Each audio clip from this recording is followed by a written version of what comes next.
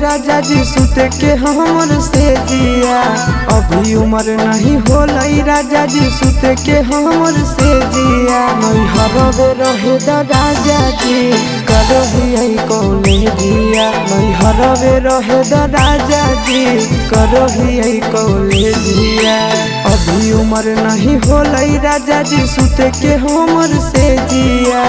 अभी उम्र नहीं होलई राजा जी सुते के हमर से जिया। नहीं हरवे रहे द राजा जी करही कॉलेजिया। नहीं हरवे रहे द राजा जी करही कॉलेजिया।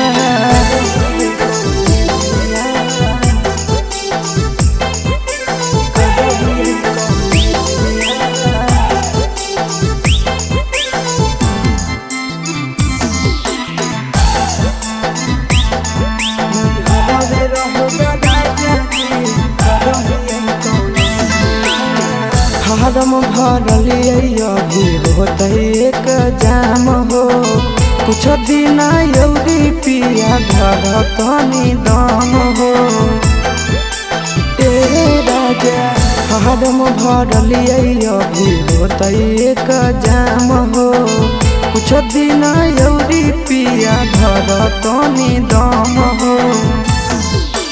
हमारा तो सबके पिया नहीं है नवाले जिया। हमारा तो सबके पिया नहीं है नवाले जिया। नहीं हरवे रहे द राजा जी करही कॉलेजिया। नहीं हरवे रहे द राजा जी करही कॉलेजिया।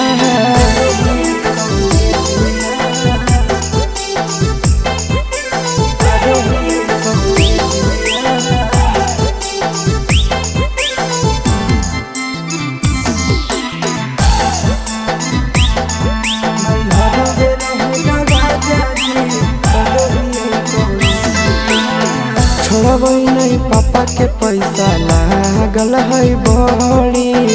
पीरिन सब प्रिया पढ़ाना भी है जरूरी। ए राजा छोड़बई नहीं पापा के पैसा लागल है बड़ी। पीरिन सब प्रिया पढ़ाना भी है जरूरी। कुछ दिन आशीष पिया यौरी करिल रहे जिया। कुछ दिन आशीष पिया यौरी करिल रहे जिया। नहीं हरवे रहे द राजा जी करही कॉलेजिया। नहीं हरवे रहे द राजा जी करही कॉलेजिया।